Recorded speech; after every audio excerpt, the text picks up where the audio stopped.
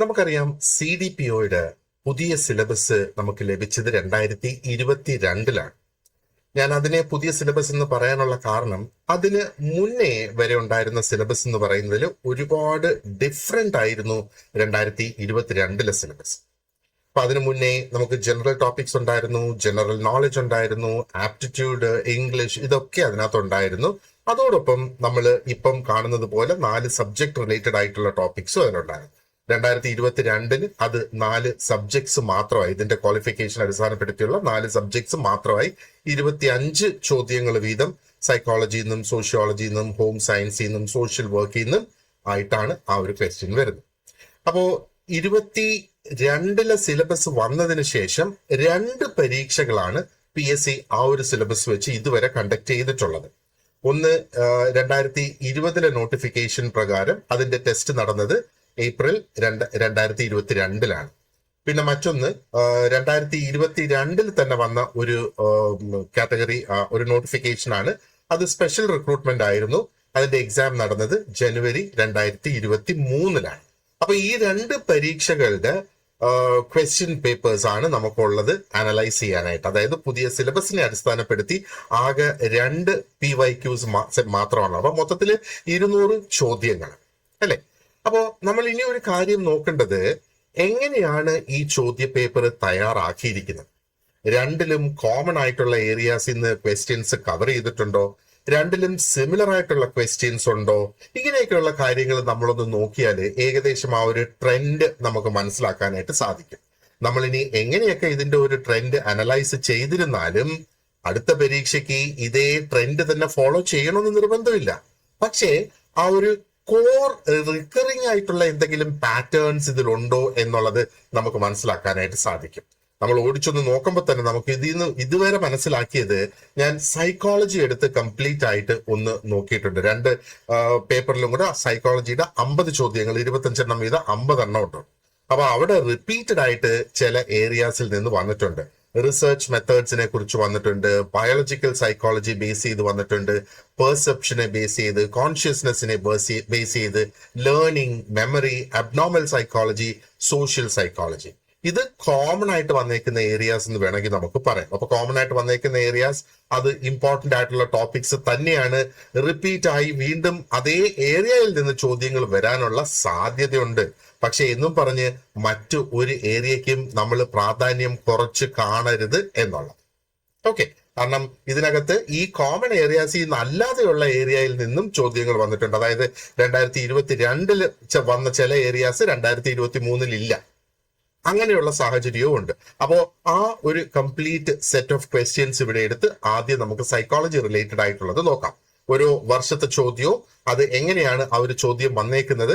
അപ്പോ നമ്മളതൊന്ന് അനലൈസ് ചെയ്യുമ്പോഴത്തേക്ക് ആ ഒരു ചോദ്യം പ്രിപ്പയർ ചെയ്ത സമയത്ത് ഒരുപക്ഷെ ആ ഒരു പ്രൊഫസർ എങ്ങനെയാണ് ചിന്തിച്ചത് എന്ന് നമുക്ക് മനസ്സിലാക്കാനായിട്ട് സാധിക്കുകയും അതേപോലെ നമുക്ക് ഒന്ന് പ്രെഡിക്റ്റ് ചെയ്ത് ഇനി ചോദ്യങ്ങൾ വരുമ്പോൾ ഏത് രീതിയിൽ നമ്മൾ ആ ഒരു ചോദ്യത്തെ കൈകാര്യം ചെയ്യണം, അല്ലെ പഠിക്കുന്ന സമയത്ത് എന്ത് ചേഞ്ചസ് നമ്മൾ കൊണ്ടുവരണം എന്നൊക്കെയുള്ളത് ഈ ഒരു അനാലിസിസിലൂടെ നമുക്ക് മനസ്സിലാക്കാനായിട്ട് കഴിയും. അപ്പോൾ ആദ്യത്തെ ഏരിയ അല്ലെങ്കിൽ ഏറ്റവും ഇമ്പോർട്ടന്റ് ആയിട്ടുള്ള ഏരിയ എന്ന് ഞാൻ കണ്ടിരിക്കുന്നത് റിസർച്ച് മെത്തേഡ്സും എക്സ്പെരിമെന്റൽ ഡിസൈൻസും ആണ്. ഇത് സൈക്കോളജി റിലേറ്റഡ് ആയിട്ടുള്ളതാണ്. അപ്പൊ ഇതിൽ ഏതൊക്കെയാണ് ചോദ്യങ്ങൾ വന്നതെന്ന് നമുക്ക് നോക്കാം. 2022-ലെ പേപ്പറിൽ നിന്ന് ക്വസ്റ്റ്യൻ നമ്പർ 26 ആണിത്. അപ്പൊ ഇതിൽ നോക്കിയേ, the variable which is systematically changed or manipulated by the experimenter in an experiment is known as. നമുക്കറിയാം അല്ലെ, ഇത് വേരിയബിൾസിനെ കുറിച്ചിട്ട് പറയുന്ന ആ ഒരു റിസർച്ച് മെത്തേഡില് ഇപ്പൊ ഇവിടെ ഡിപെൻഡന്റ് വേരിയബിൾ ഉണ്ട്, ഇൻഡിപെൻഡന്റ് വേരിയബിൾ ഉണ്ട്, ഇന്റർവീനിങ് വേരിയബിൾ ഉണ്ട്, കൺഫൗണ്ടിങ് വേരിയബിൾ, ഇങ്ങനെ പറഞ്ഞേക്കും അല്ലെ. നമുക്കിതിപ്പം സോഷ്യൽ വർക്ക് റിലേറ്റഡ് ആയിട്ടും ഇതേപോലെയുള്ള ക്വസ്റ്റ്യൻസ് നമുക്ക് പ്രതീക്ഷിക്കാം. പക്ഷേ ഇത് സോഷ്യൽ വർക്ക് അല്ല എന്ന് നമ്മൾ ഉറപ്പിക്കുന്നത് എന്തുകൊണ്ടാണ്? ഇവിടെ എക്സ്പെരിമെന്റിന്റെയും കാര്യമാണ് ഇതിനകത്ത് പറഞ്ഞേക്കുന്നത്.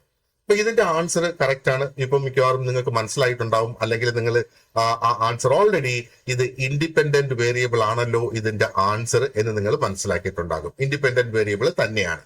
അത് എന്തുകൊണ്ടാണ് ഇൻഡിപെൻഡന്റ് വേരിയബിൾ ആണ്? ആ ഡെലിബറേറ്റ് ആയിട്ട് മനഃപൂർവ്വം ഒരു റിസർച്ചർ മാനിപ്പുലേറ്റ് ചെയ്യുന്ന വേരിയബിൾ അല്ലെ. ഇൻഡിപെൻഡന്റ് വേരിയബിൾ എന്ന് പറയുന്നത് മറ്റു വേരിയബിൾസിനെ ഡിപ്പെൻഡ് ചെയ്യുന്നില്ല. എന്നാൽ ഡിപ്പെൻഡന്റ് വേരിയബിൾസ് എല്ലാം ഈ ഇൻഡിപെൻഡന്റ് വേരിയബിളിൽ ഡിപ്പെൻഡ് ചെയ്തിരിക്കുന്നു. അതിന്റെ അർത്ഥം എന്താണ്? ആ ഡിപ്പെൻഡന്റ് വേരിയബിൾസിന്റെ ഒക്കെ വാല്യൂ മാറും ഈ ഇൻഡിപെൻഡന്റ് വേരിയബിളിന്റെ വാല്യൂ മാറ്റിയാൽ. ഇനി ഇവിടെ ചൂസ് ചെയ്തേക്കുന്ന മറ്റു ഓപ്ഷൻസ് ശ്രദ്ധിച്ചോളൂ. എല്ലാ ചോദ്യത്തിനും നമ്മൾ ഓൾട്ടർനേറ്റ് ഓപ്ഷൻസ് അവർ തന്നിരിക്കുന്ന നോക്കുക. അപ്പൊ ഇവിടെ ഓൾട്ടർനേറ്റ് ഓപ്ഷൻസിനെ എപ്പോഴും നമുക്ക് ഡിസ്ട്രാക്ടേഴ്സ് എന്ന് പറയാം. എന്തുകൊണ്ടാ? നമ്മുടെ ശ്രദ്ധ തെറ്റിച്ച് കൊണ്ടുപോകുന്നതിനൊക്കെ വേണ്ടിയിട്ടാണ് ഡിസ്ട്രാക്ടേഴ്സ് വെച്ചിരിക്കുന്നത്. അപ്പൊ ഈ ചോദ്യത്തിലുള്ള ഡിസ്ട്രാക്ടേഴ്സ് എല്ലാം വളരെ ഇന്റലിജന്റ് ആയിട്ട് ചൂസ് ചെയ്തിരിക്കുകയാണ്. കാരണം ഇത് 4 ജെനുവൻ ആയിട്ടുള്ള റിസർച്ച് മെത്തേഡ് ടേംസ് തന്നെയാണ് അല്ലെ.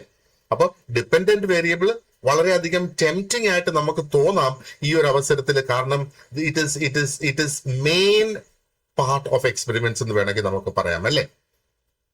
പക്ഷേ എന്താ പറയേണ്ടത്? അത് ഒരു മെഷർ ചെയ്തതിന് ശേഷം കിട്ടുന്ന ഔട്ട്കം ആണ് ശരിക്കും ഡിപ്പെൻഡന്റ് വേരിയബിൾ എന്ന് പറയുന്നത്.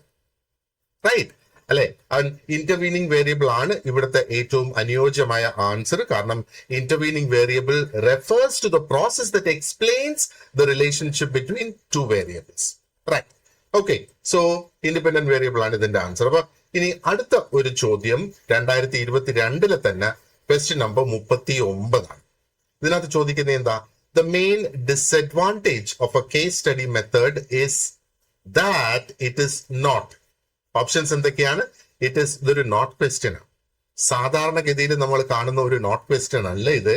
എന്നാൽ കുറച്ചും കൂടെ ഡിഫറെന്റ്ലി വേർഡ് ചെയ്തിട്ടുള്ള ഒരു നോട്ട് ക്വസ്റ്റ്യൻ എന്ന് വേണമെങ്കിൽ കാണാം. അപ്പോൾ option A, detailed enough for most research options, easily done due to the large number of subjects, generalised to other similar conditions, അല്ലെങ്കിൽ biased is the fourth option.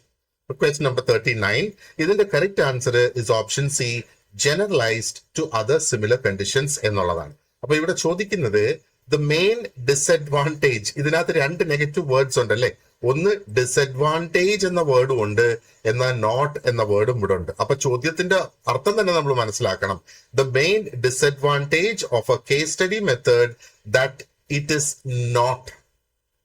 അത് എന്തല്ല എന്നുള്ളത് അതിന്റെ പ്രധാനപ്പെട്ട ഡിസഡ്വാൻറ്റേജ് ആകുന്ന ഘടകം എന്നാണ് ഇവിടെ ചോദ്യം അല്ലെ. അപ്പോ ആ ഒരു ചോദ്യം വന്നേക്കുന്ന ആ ഒരു രീതി കണ്ടില്ലേ? ക്വസ്റ്റ്യൻ ക്രാഫ്റ്റ് ചെയ്യാൻ ഉപയോഗിച്ചിരിക്കുന്ന വാക്കുകൾ കണ്ടില്ലേ? അപ്പൊ 2 നെഗറ്റീവ് വേർഡ്സ് വരുമ്പോ അത് പോസിറ്റീവായി മാറത്തില്ല മാത്സ് പോലെ. അതിനെഗെയിൻ നമ്മളൊന്ന് മനസ്സിൽ വെക്കേണ്ടതെന്ന് പറഞ്ഞാൽ ആ ഒരു ചോദ്യം നമ്മൾ കൃത്യമായിട്ട് അവിടെ അനലൈസ് ചെയ്തില്ല എങ്കിൽ, നോക്ക് 100 ചോദ്യങ്ങളും 90 മിനിറ്റുമാണ് നമുക്കുള്ളത് അല്ലെ. അപ്പൊ 1 മിനിറ്റ് പോലും നമുക്ക് ലഭിക്കില്ല ഒരു ചോദ്യത്തിന്റെ ഉത്തരം ചെയ്യാൻ അല്ലെങ്കിൽ കണ്ടെത്താൻ എന്നുള്ളതാണ്. അപ്പൊ പെട്ടെന്ന് തന്നെ നമ്മുടെ ചിന്തയിൽ അത് ഓടണം എന്നുള്ളതാണ്. ഇനി കേസ് സ്റ്റഡീസ് എന്താണ് അതുകൊണ്ട് ഉദ്ദേശിക്കുന്നത്? കേസ് സ്റ്റഡീസ് കൊണ്ട് വളരെ ഡീപ്പായിട്ടുള്ള ഡീറ്റെയിൽഡ് ആയിട്ടുള്ള ഇൻഫർമേഷൻ, ഒരു വ്യക്തിയെ കുറിച്ചുള്ള ഇൻഫർമേഷൻ ലഭിക്കുന്ന, അല്ലെങ്കിൽ ഒരു ഗ്രൂപ്പിനെ കുറിച്ചോ ഒരു സിറ്റുവേഷനെ കുറിച്ചോ ഉള്ള ഒരു ഇൻഫർമേഷൻ അവിടെ ലഭിക്കുന്നു അല്ലെ. അപ്പോ അതിന്റെ പ്രധാനപ്പെട്ട ലിമിറ്റേഷൻ എന്താണ്?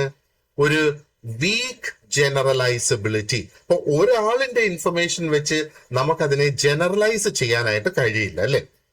കാരണം ഒരു വ്യക്തിയുടെ ഫൈൻഡിങ് എന്ന് പറയുമ്പോൾ അത് നമുക്ക് ഒരുപാട് വ്യക്തികൾക്ക് അപ്ലൈ ചെയ്യാൻ പറ്റുന്നതല്ല. അപ്പോൾ ഒരുപാട് വ്യക്തികളെ എടുത്ത് നമ്മൾ പഠിച്ചെങ്കിലേ നമുക്ക് ജനറലൈസ് ചെയ്യാനായിട്ട് സാധിക്കുകയുള്ളൂ. അതുകൊണ്ടാണ് ഓപ്ഷൻ സി ആണ് ഇതിന്റെ റൈറ്റ് ആൻസർ എന്ന് പറയുന്നത്. ഇനി ഇവിടെയും ഡിസ്ട്രാക്ടേഴ്സ് നോക്കിയേ, വളരെ കെയർഫുൾ ആയിട്ട് ഫ്രെയിം ചെയ്തിരിക്കുകയാണ്.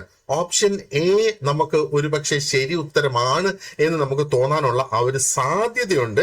അത് എന്തുകൊണ്ട് അങ്ങനെ ഒരു സാധ്യത വരുന്നു എന്ന് ചോദിച്ചാൽ, we get confused with case study and survey research. Survey റിസർച്ചും കേസ് സ്റ്റഡിയുമായിട്ട് നമുക്കൊരു കൺഫ്യൂഷൻ വന്നാൽ ഓപ്ഷൻ എയിലേക്ക് നമ്മൾ അങ്ങ് പോകും എന്നുള്ളതാണ്.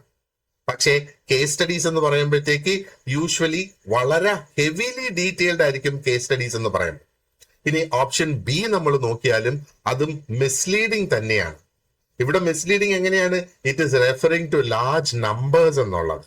എന്നാൽ കേസ് സ്റ്റഡീസ് എന്ന് പറയുമ്പം യൂഷ്വലി അതിനകത്ത് ഒരു വളരെ ഫ്യൂ കേസസ് മാത്രമായിരിക്കും അവിടെ ഉണ്ടാവുക. ഓപ്ഷൻ ഡി ഇസ് ഓൾസോ ഒരു പരിധി വരെ നമുക്ക് അത് ഒരു ഉത്തരവാണെന്ന് തോന്നാം. കാരണം കേസ് സ്റ്റഡീസിനകത്ത് ബയാസ് ഡെഫിനറ്റ് ആയിട്ടും ഉണ്ടാകും. ബട്ട് അതിന്റെ ആ ഒരു സ്റ്റാൻഡേർഡും ഏറ്റവും മോസ്റ്റ് റെക്കഗ്നൈസ്ഡ് ആയിട്ടുള്ള ആ ഒരു ലിമിറ്റേഷൻ എന്ന് പറയുന്നത് ലാക്ക് ഓഫ് ജനറലൈസബിലിറ്റി ആണ്. നോക്ക്, നമ്മളിപ്പോ ഒരു റിസർച്ച് നടത്തി കഴിഞ്ഞാൽ അതിന്റെ ഫൈൻഡിങ്സ് എടുത്ത് നമുക്ക് ജനറൽ ആക്കാനായിട്ട് സാധിക്കണം. പക്ഷെ കേസ് സ്റ്റഡീസിന്റെ ഒരു ഏറ്റവും വലിയ ഡിസഡ്വാൻറ്റേജ് എന്ന് പറയുന്നത് അത് ജനറലൈസ് ചെയ്യാൻ കഴിയില്ല. അപ്പൊ ഇവിടെ രണ്ട് നെഗറ്റീവ് വേർഡ്സ് ഉപയോഗിച്ചിട്ട് ഇത് ഒരു പോസിറ്റീവ് സ്റ്റേറ്റ്മെന്റ് ആണ് പറയുന്നത്, generalise to other similar conditions അല്ലെ. അപ്പോ അതിനെ കൂടെ ചേർക്കുമ്പോഴത്തേക്ക് നമുക്ക് അതൊരു ഫുൾ സെൻസിബിൾ സെന്റൻസ് ആയിട്ട് നമുക്ക് വായിക്കാം. അപ്പൊ 2022 രണ്ട് ചോദ്യങ്ങൾ ആ ഒരു റിസർച്ചിനെ അടിസ്ഥാനപ്പെടുത്തിക്കൊണ്ട്. ഇനി 2023 ചോദ്യം 34ാമത്തെ ക്വസ്റ്റ്യൻ ആണിത്.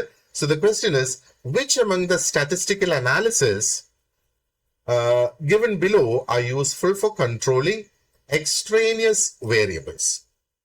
Okay. Option 1, point biserial correlation, partial correlation, ANCOVA, MANOVA. എന്നിട്ട് നമുക്ക് ഇവിടെ ഒരു കോമ്പിനേഷനും തന്നിട്ടുണ്ട് നമുക്ക് കറക്റ്റ് ആൻസർ ആയിട്ട് ചൂസ് ചെയ്യുന്നതിന്. അപ്പോൾ which among the statistical analysis given below are useful for controlling extraneous variables എന്നുള്ളതാണ് ചോദ്യം. ഇവിടെ നമ്മുടെ റൈറ്റ് ആൻസർ എന്ന് പറയുന്നത് ഓപ്ഷൻ സി 2 and 3, പാർഷ്യൽ കോറിലേഷനും അങ്കോവയും. ഇപ്പൊ പാർഷ്യൽ കോറിലേഷൻ എന്തിനു വേണ്ടിയിട്ടാണ് ഉപയോഗിക്കുന്നത്? To study the relationship between two variables. എന്നാൽ അറ്റ് ദ സെയിം ടൈം അവിടെ ആ ഒരു സ്റ്റാറ്റിസ്റ്റിക്കലി കൺട്രോളും കൂടെ അവിടെ വരുന്നുണ്ട് എന്നുള്ളതാണ്. ആൻഡ് ആ കൺട്രോൾ ചെയ്യുന്നത് is the effect of another variable, മറ്റൊരു വേരിയബിളിന്റെ എഫക്റ്റിനെ ഇവിടെ കൺട്രോൾ ചെയ്യുന്നു. അൻകോവ അല്ലെങ്കിൽ അനാലിസിസ് ഓഫ് കോവേരിയൻസ് എന്താണ് ശരിക്കും പറയുന്നത്? അത് അഡ്ജസ്റ്റ് ചെയ്യുന്നത് ഗ്രൂപ്പ് കമ്പാരിസൺസിനെയാണ്. ആൻഡ് അവിടെ എന്താ പറയേണ്ടത്? ആ കോവേരിയൻസിന്റെ ഇൻഫ്ലുവൻസിനെ, സ്വാധീനത്തിനെ ഇത് കൺട്രോൾ ചെയ്യാനായിട്ട് സാധിക്കും എന്നുള്ളതാണ്. അപ്പോ ഇവിടെ നമ്മൾ അതിന്റെ ആ ഒരു ഡീപ്പായിട്ടുള്ള ഈ കോൺസെപ്റ്റ്സിന്റെ ഒരു അനാലിസിസ് നമ്മുടെ മൈൻഡിൽ ഉണ്ടെങ്കിൽ മാത്രമാണ് നമുക്ക് ഇതിന്റെ ഒരു റൈറ്റ് ആൻസറിലേക്ക് എത്താനായിട്ട് സാധിക്കുകയുള്ളൂ. എന്നാൽ ഇവിടെ തന്നിരിക്കുന്ന മറ്റ് ഓപ്ഷൻസ് നമ്മൾ നോക്കുകയാണെന്നുണ്ടെങ്കിൽ അതും സ്റ്റാറ്റിസ്റ്റിക്കൽ ടേംസ് തന്നെയാണ്. അതുകൊണ്ട് തന്നെ അത് റിയൽ ഡിസ്ട്രാക്ടേഴ്സ് അല്ലെ കൺഫ്യൂസേഴ്സ് ആയി മാറുന്നു. ഇപ്പൊ പോയിന്റ് ബൈസീരിയൽ കോറിലേഷൻ എന്ന് പറയുമ്പോൾ അത് ആ ഒരു എന്താ പറയണ്ട സ്റ്റാറ്റിസ്റ്റിക്കൽ അസോസിയേഷൻ മെഷർ ചെയ്യാനായിട്ട് സാധിക്കുന്നു between one dichotomous and one continuous variable അല്ലേ. പക്ഷേ അത് ഒരു എന്താ പറയേണ്ടത്, ഒരു പ്രൈമറിലി അതൊരു കൺട്രോൾ ടെക്നിക് അല്ല എന്നുള്ളത്. ആൻഡ് മാൻകോവ കൊണ്ട് എന്താണ് നമുക്ക് ചെയ്യാൻ കഴിയുക? It compares groups across multiple dependent variables. Multiple dependent വേരിയബിൾസിൽ അതിനെ എന്താ പറയേണ്ടത്, കമ്പയർ ചെയ്യാനായിട്ട് നമുക്ക് സാധിക്കും. പക്ഷേ ആ ഒരു എക്സ്ട്രേനിയസ് വേരിയബിളിനെ കൺട്രോൾ ചെയ്യുക എന്ന് പറയുന്നത് കുറെ കൂടെ ഡയറക്ട്ലി അൻകോവയായിട്ട് അത് അസോസിയേറ്റ് ചെയ്ത് കിടക്കും. ഇനി ക്വസ്റ്റ്യൻ നമ്പർ 35 ഓഫ് 2023 ചോദ്യം ഇതാണ്: research designs suitable to study the cause and effect relationship among variables. അപ്പൊ ഏത് റിസർച്ച് ഡിസൈൻ ആണ് നമുക്ക് ആ ഒരു കോസ് ആൻഡ് എഫക്ട് റിലേഷൻഷിപ്പ് പഠിക്കുന്നതിന് വേണ്ടിയിട്ട് ഉപയോഗിക്കാൻ സാധിക്കുക? റിഗ്രഷൻ റിസർച്ച് ആണോ, ഡിസ്ക്രിപ്റ്റീവ് റിസർച്ച് ആണോ, എക്സ്പെരിമെന്റൽ റിസർച്ച് ആണോ, കോ റിലേഷണൽ റിസർച്ച് ആണോ? ഇവിടെ ആൻസർ ഓപ്ഷൻ സി ആണ്. Experimental research is the right answer. എന്തുകൊണ്ടാണ്? എക്സ്പെരിമെന്റൽ റിസർച്ച് എന്ന് പറയുന്നതാണ് ഏറ്റവും സൂട്ടബിൾ ആയിട്ടുള്ള ഒരു ഡിസൈൻ ആ ഒരു cause and effect relationship establish ചെയ്യുന്നതിന്. കാരണം ആ റിസർച്ചർ ഇവിടെ ഇൻഡിപെൻഡന്റ് വേരിയബിളിനെ മാനിപ്പുലേറ്റ് ചെയ്യുന്നു ആൻഡ് മറ്റ് എന്താ പറയേണ്ടത് കണ്ടീഷൻസിനെ കൺട്രോൾ ചെയ്യാനും സാധിക്കുന്നു എന്നുള്ളത്. അപ്പൊ ഇവിടെയും ഒരു ഡെലിബറേറ്റ് ആയിട്ടുള്ള ഒരു അറ്റംപ്റ്റ് നടന്നിരിക്കുകയാണ് ആ ഡിസ്ട്രാക്ടേഴ്സ് അല്ലെങ്കിൽ ഓൾട്ടർനേറ്റ് ഓപ്ഷൻസ് ഇവിടെ ചൂസ് ചെയ്തേക്കുന്നതിനകത്ത് അല്ലേ. കാരണം ഇതെല്ലാം റിസർച്ച് മെത്തഡോളജീസിന് വളരെ ക്ലോസ്ലി അസോസിയേറ്റഡ് ആയിട്ട് കിടക്കുക. റിഗ്രഷൻ, കോറിലേഷണൽ റിസർച്ച് എന്നൊക്കെ പറയുന്നത് എന്താണ്? അത് നമുക്ക് ആ ഒരു പ്രെഡിക്ഷൻ അല്ലെങ്കിൽ അസോസിയേഷൻ കാണിക്കുന്നതിന് വേണ്ടിയിട്ട് ഉപയോഗിക്കുന്നത്. പക്ഷെ ആ ഒരു എന്താ പറയേണ്ടത്, ആ ഒരു കോസ് ആൻഡ് എഫക്ട് റിലേഷൻഷിപ്പ് ഇവിടെ നമുക്ക് ആ ഒരു എന്താ പറയേണ്ടത് ആ ഒരു എക്സ്പെരിമെന്റൽ റിസർച്ചിൽ ഉള്ളതുപോലെയുള്ള അത്രയും സ്ട്രെങ്ത്തിൽ ഇവിടെ നമുക്ക് കാണാനായിട്ട് സാധിക്കില്ല. അതേപോലെ ഡിസ്ക്രിപ്റ്റീവ് റിസർച്ച് എന്ന് പറയുമ്പോഴത്തേക്ക് എന്താണ്, അത് കണ്ടീഷൻസിനെ അല്ലെങ്കിൽ ക്യാരക്ടറിസ്റ്റിക്സിനെ ശരിക്കും ഡിസ്ക്രൈബ് ചെയ്തെടുക്കുകയാണ്. അവിടെയും ആ ഒരു എന്താ പറയേണ്ടത് കോസൽ ഇൻഫ്ലുവൻസിനെ അവിടെയും ടെസ്റ്റ് ചെയ്യുന്നില്ല. ഇനി 2023 ചോദ്യ പേപ്പറിൽ ക്വസ്റ്റ്യൻ നമ്പർ 42 42 എന്താ പറയുന്നത്? Identify threats to the internal validity of within group experimental designs. So identify threats to the internal validity of within group experimental designs. അതാണ് ചോദ്യം. History, statistical regression, individual differences, testing effects. അപ്പോൾ എന്തൊക്കെയാണ് ആ ഒരു ഗ്രൂപ്പിന്റെ ഉള്ളിൽ വരുന്ന ഇന്റേണൽ വാലിഡിറ്റിക്ക് ഒരു ത്രെറ്റായി മാറുന്നത് എന്നാണ് ഇവിടെ ഈ ചോദ്യം. ഇതിന്റെ answer is option D, 1, 2 and 4 എന്നാണ്. അപ്പൊ 1 എന്താ? ഹിസ്റ്ററി. 2 എന്താണ്? Statistical regressions. 4 എന്താണ്? Testing effects. 1, 2 and 4 is the right answer. അപ്പോ വിതിൻ ഗ്രൂപ്പ് ഡിസൈൻസ് എന്ന് പറയുന്നത് എന്താണ് ടെസ്റ്റ് ചെയ്യുന്നത്? They test the same participants across conditions. ആ സെയിം പാർട്ടിസിപ്പൻസിനെ തന്നെയാണ് പല കണ്ടീഷൻസിൽ അവിടെ, അല്ലെങ്കിൽ ആ ഒരു റേഞ്ച് ഓഫ് കണ്ടീഷൻസിൽ അവിടെ ടെസ്റ്റ് ചെയ്യുന്നത്. അപ്പൊ ത്രെറ്റ് എന്ന് പറയുന്നത് അതിനകത്ത് ഹിസ്റ്ററി വരും. വേറാസ് ഔട്ട്സൈഡ് ഇവന്റ്സ് എന്ന് പറയുന്നത് അത് റിസൾട്ടിനെയാണ് സ്വാധീനിക്കുന്നത്, അല്ലെ? ആൻഡ് സ്റ്റാറ്റിസ്റ്റിക്കൽ റിഗ്രഷൻ പ്രത്യേകിച്ചും എന്താ പറയേണ്ടത്? When extreme scores move towards ആ ഒരു മീൻ സൈഡിലേക്ക് മാറുന്ന ആ ഒരു സമയത്ത്. ടെസ്റ്റിംഗ് എഫക്ട്സ്, അതായത് റിപ്പീറ്റഡ് ആയിട്ടുള്ള എക്സ്പോഷർ എന്ന് പറയുമ്പം അത് പെർഫോമൻസിനെ ചേഞ്ച് ചെയ്യാം, ബാധിക്കാം. അപ്പൊ ഇവിടുത്തെ മെയിൻ ഡിസ്ട്രാക്ടർ എന്ന് പറയുന്നത് ഇൻഡിവിജ്വൽ ഡിഫറൻസസ് ആണ്. അതാണ് നമുക്കിവിടെ ഒഴിവാക്കേണ്ട ഒരു ഓപ്ഷൻ എന്ന് പറയുന്നത്. അതായത് ആ ഒരു ബിറ്റ്വീൻ ഗ്രൂപ്പ് ഡിസൈൻസില് ഇൻഡിവിജ്വൽ ഡിഫറൻസസ് ഒരു മേജർ ത്രെറ്റ് ആയി മാറും. അത് വിതിൻ ഗ്രൂപ്പ് ഡിസൈൻസിൽ അതൊരു വലിയ ത്രെറ്റ് അല്ല compared to the other 3. Okay, ഇനി വീണ്ടും 2023 50ാമത്തെ ചോദ്യമാണ് റിസർച്ചിനെ അടിസ്ഥാനപ്പെടുത്തി വന്നേക്കുന്ന മറ്റൊരു ചോദ്യം. അപ്പൊ ഇവിടെ എന്താ പറയുന്നത്? Research design consist of a series of phases in which each phase adds or subtracts one component of a complex treatment to determine how each component contributes to the overall treatment effectiveness. അപ്പൊ ഇവിടം വരെ അതൊരു ഒരു pure sentence അല്ലെങ്കിൽ ഒരു definition എന്ന രീതിയിൽ തന്നെ എന്തിന്റെയോ ഒരു ഡെഫിനിഷൻ ഇവിടെ തന്നേക്കുന്നു എന്ന് വായിക്കുക. Research design consist of a series of phases. Research ഡിസൈൻസിൽ ഒരു സീരീസ് ഓഫ് ഫേസസ് ഉണ്ട്. അവിടെ ഓരോ ഫേസും it will either add or subtract one component of a complex treatment. And അത് എന്തിനു വേണ്ടിയിട്ടാണ്? To determine how each component contributes to the overall treatment effectiveness. അപ്പൊ ഒരു കമ്പോണന്റിനെ അവിടെ നിന്ന് എടുത്തു മാറ്റുകയോ അല്ലെങ്കിൽ ഒരു കമ്പോണന്റിനെ ആഡ് ചെയ്യുകയോ ചെയ്തിട്ട് അതിന്റെ റിസൾട്ട് എടുത്ത് നോക്കിയാണ്. അപ്പോ അങ്ങനെ പല കമ്പോണന്റ്സ് മാറ്റിയും തിരിച്ചും വെച്ച് കഴിയുമ്പോഴത്തേക്ക് ഏത് കമ്പോണന്റ് ആണ് അവിടെ ഇല്ലാതെ വരുമ്പോ അല്ലെങ്കിൽ അവിടെ ഉള്ള സമയത്ത് ഏറ്റവും അധികം ഒരു സ്വാധീനം ചെലുത്തുന്നത് എന്ന്. അപ്പൊ ഇതിന്റെ കറക്റ്റ് ആൻസർ എന്ന് പറയുന്നത് ഡിസ്മാന്റ്ലിംഗ് ഡിസൈൻ എന്നാണ്. Option A is right answer. മറ്റൊന്ന് റിവേഴ്സൽ ഡിസൈൻസ് എന്നിവിടെ പറഞ്ഞേക്കുന്നത്. And multiple baseline across situations designs എന്ന് പറയുന്നത് ചേഞ്ചിങ് ക്രൈറ്റീരിയൻ ഡിസൈൻ എന്നും ഇവിടെ പറയും. അപ്പോ ഈ ഡിസ്മാന്റ്ലിംഗ് ഡിസൈൻ എന്താ ചെയ്യുന്നത്? It evaluates the contribution of individual components within A treatment package. അപ്പോ ഒരു ട്രീറ്റ്മെന്റ് പാക്കേജിനകത്ത് അതിനകത്ത് പല കമ്പോണന്റ്സ് ഉണ്ടാകുമല്ലോ. അപ്പൊ അതിൽ ഒരു പെർട്ടിക്കുലർ കമ്പോണന്റിന്റെ ആ ഒരു സ്വാധീനം അല്ലെങ്കിൽ അതിന്റെ കോൺട്രിബ്യൂഷൻ എന്തുമാത്രം ഉണ്ട് എന്ന് മനസ്സിലാക്കാനായിട്ട് സാധിക്കും. അത് ചെയ്യുന്നത് എങ്ങനെയാണ്? ഒന്നുകിൽ ആ ഒരു കമ്പോണന്റ് റിമൂവ് ചെയ്യും, അല്ലെങ്കിൽ ആ ഒരു കമ്പോണന്റ് ആഡ് ചെയ്ത് കൊണ്ടുവരും. And that will be done across the phases. അപ്പൊ ഇവിടത്തെയും ഡിസ്ട്രാക്ടേഴ്സ് നമ്മൾ നോക്കുവാണെന്നുണ്ടെങ്കിൽ, അതായത് option B, C and D നമ്മൾ നോക്കിയാൽ അതും വളരെ ചിന്തിച്ച് ചൂസ് ചെയ്തിരിക്കുകയാണ്, അല്ലെ?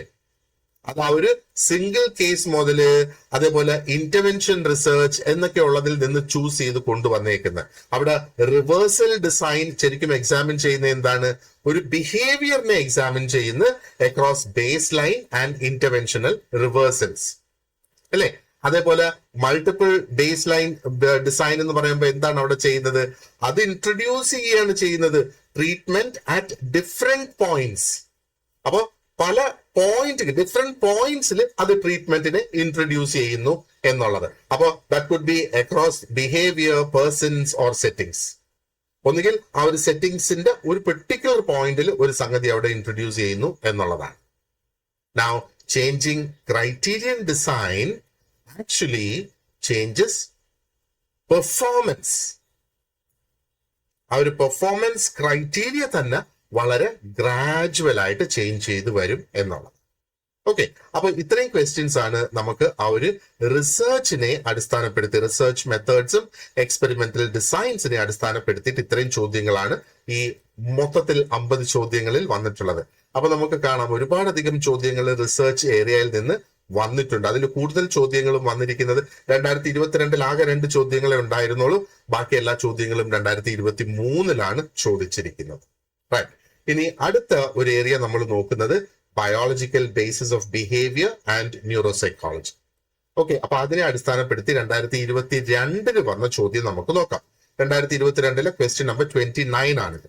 സോ ഇതൊരു ഡാഷ് ആണ്. Dash are chemical substances that can mimic or enhance the effects of a neurotransmitter on the receptor sites of the next cell. അപ്പോ ഇതൊരു fill in the blanks question, statement type question തന്നെയാണ്. And options എന്തൊക്കെയാണ്? agonist, antagonist, excitatory neurotransmitter, inhibitory neuro transmitter. ഇത് ആ ഒരു portion എത്തുമ്പോഴേക്കും നമ്മൾ വളരെ ഡീപ്പായിട്ട് ഈ കോൺസെപ്റ്റ്സ് എല്ലാം നമ്മൾ ഡിസ്കസ് ചെയ്ത് വരുന്നതായിരിക്കും. ഇവിടെ ഓപ്ഷൻ എ ആണ് നമ്മുടെ ആ ഒരു കറക്റ്റ് ആൻസർ. ഈ agonist are substances that mimic or enhance the effect of neurotransmitters at receptor sites. ഈ സൈറ്റ്സിന്റെ spelling should be SITES, CITES അല്ല. CITES എന്നാണ് ക്വസ്റ്റ്യൻ പേപ്പറിൽ വന്നിട്ടുള്ളത്, അല്ലേ? അപ്പൊ ഇവിടെ വരുന്ന ആ ഡിസ്ട്രാക്ടേഴ്സ് നമ്മൾ നോക്കുകയാണെന്നുണ്ടെങ്കിൽ ഓപ്ഷൻ ബിയില് ആന്റഗോണിസ്റ്റ് എന്ന് പറയുന്നത് സ്പെസിഫിക്കലി അത് സ്ട്രോങ് ആകുന്നത് എപ്പോഴാണ്? Because it is A paired concept. അതുകൊണ്ടാണ് അത് സ്ട്രോങ് ആവുന്നത്, അല്ലേ? പക്ഷേ ആന്റഗോണിസ്റ്റിന്റെ പ്രവൃത്തി എന്താണ് ഇവിടെ? It blocks or reduce neuro transmitter effects. ഇവിടെ നമുക്ക് എൻഹാൻസിങ് ആ ന്യൂറോ ട്രാൻസ്മിറ്റർ എഫക്ട്സിന്റെ ആണ് നമുക്ക് വേണ്ടത്. ഇത് റെഡ്യൂസ് ചെയ്യുകയാണ് ചെയ്യുന്നത്. എക്സൈറ്റേറ്ററി അല്ലെങ്കിൽ ഇൻഹിബിറ്ററി ന്യൂറോ ട്രാൻസ്മിറ്റേഴ്സും വളരെ വാലിഡ് ആയിട്ടുള്ള ബയോളജിക്കൽ സൈക്കോളജി ടേംസ് തന്നെയാണ്. പക്ഷേ അത് റെഫർ ചെയ്യുന്നത് to the effect of neurotransmitters on neural firing. Okay, അത് ഒരു സബ്സ്റ്റൻസ് അല്ല ടു ഇമിറ്റേറ്റ് ഓർ എൻഹാൻസ്. അതാണ് ആ ഓപ്ഷൻ സിയിലും ഡിയിലും വരുന്നത്. ക്വസ്റ്റ്യൻ നമ്പർ 38 നമുക്ക് നോക്കാം. Now here, one of the following neurotransmitter is highly associated with depressive disorders. Option A, dopamine, GABA, serotonin, acetylcholine. ഇവിടെ ഇതിന്റെ ആൻസർ ഓപ്ഷൻ സി ആണ്. Serotonin is associated with depressive disorders. സെറട്ടോണിന് വളരെ ഒരു strong association ഉണ്ട് നമ്മുടെ മൂഡ്സ് റെഗുലേറ്റ് ചെയ്യുന്നതിനകത്തും ആൻഡ് പല തരത്തിലുള്ള ഒരു ആന്റി ഡിപ്രസന്റ് ആക്ട് അതിന് കൊണ്ടുവരാനായിട്ട് സാധിക്കും എന്നുള്ളതാണ്. Okay, so that's the reason why that is the right answer. അപ്പൊ ഇവിടുത്തെ ഡിസ്ട്രാക്ടേഴ്സും വളരെയധികം പ്ലോസിബിൾ ആണ്. കാരണം ഓരോ ന്യൂറോ ട്രാൻസ്മിറ്ററിനും ഒരു സൈക്കോളജിക്കൽ റെലവൻസ് അവിടെ ഉണ്ടല്ലേ. ഡോപ്പമിൻ നമ്മൾ നോക്കുവാണെന്നുണ്ടെങ്കിൽ that is associated with reward and സൈക്കോസിസ്. GABA എന്ന് പറയുമ്പോഴത്തേക്ക് ഇറ്റ് ഇസ് എന്താ പറയേണ്ടത്, it is associated with inhibition and anxiety. Acetylcholine that is associated with memory, neuromuscular transmission, അങ്ങനെയൊക്കെയാണ്. ഓക്കെ, now 2022 തന്നെ ക്വസ്റ്റ്യൻ നമ്പർ 41 ആണ് ഇനി അടുത്ത നമ്മൾ നോക്കുന്നത്. So the question is, during action potential, what type of ions is rushed into the axon through the opening of the membrane? Protein, sodium, fluoride, potassium. ഇതാണ് തന്നിരിക്കുന്ന 4 options ഇവിടെ. ഇവിടെ option B sodium is the right answer. അപ്പൊ ആ ഒരു rising face ഉണ്ടല്ലോ, ഒരു action പൊട്ടൻഷ്യലിന്റെ ആ ഒരു റൈസിംഗ് ഫേസ്, ആ ഒരു ഫേസില് ആ ഒരു voltage gated sodium channels open ആകും. ഓപ്പൺ ആയിട്ട് സോഡിയം അയേൺസ് ആണ് ആ ആക്സിയത്തിലോട്ട് റഷ് ചെയ്ത് പോകുന്നത്. എങ്കിൽ മാത്രമേ, അല്ലെങ്കിൽ അതുകൊണ്ട് ഡീപോളറൈസേഷൻ അവിടെ സംഭവിക്കുന്നു എന്നുള്ളത്. പൊട്ടാഷ്യവും ഒരു വളരെ സ്ട്രോങ് ഡിസ്ട്രാക്ടർ ആണ് ഈ ഓപ്ഷൻസിൽ. കാരണം potassium ions move out during repolarisation. Repolarisation നടക്കുമ്പം പൊട്ടാഷ്യം പുറത്തേക്ക് വരുന്നു എന്നുള്ളതാണ്. ക്ലോറൈഡും നമ്മൾ നോക്കുകയാണെങ്കിൽ ഇൻഹിബിറ്ററി പ്രോസസ്സസിൽ അത് വളരെയധികം റെലവെന്റ് തന്നെയാണ്, പ്രത്യേകിച്ചും സിനാപ്സിസ് പോലെയൊക്കെയുള്ള സംഗതികളിൽ. പ്രോട്ടീൻ ഒരു വീക്ക് ആയിട്ടുള്ള ഒരു ബയോളജിക്കൽ ഡിസ്ട്രാക്ടർ ആണ്. കാരണം എന്താ പറയേണ്ടത്, proteins are not the ion responsible for action potential എന്നുള്ളത്. ഓക്കെ, സോ ഇത്രയും ക്വസ്റ്റ്യൻസ് നമ്മൾ ഈ ഒരു പാർട്ടിൽ ഡിസ്കസ് ചെയ്തു. ഇതിന്റെ ബാക്കി questions we will discuss in the next part of this same lesson. So thank you very much for watching this lesson, and you have an excellent day ahead. Wish you all the very best with your preparation. അപ്പോൾ ഇതിന്റെ second part ഇന്ന് തന്നെ ഞാൻ upload ചെയ്യും. So please watch the space for the rest of the classes.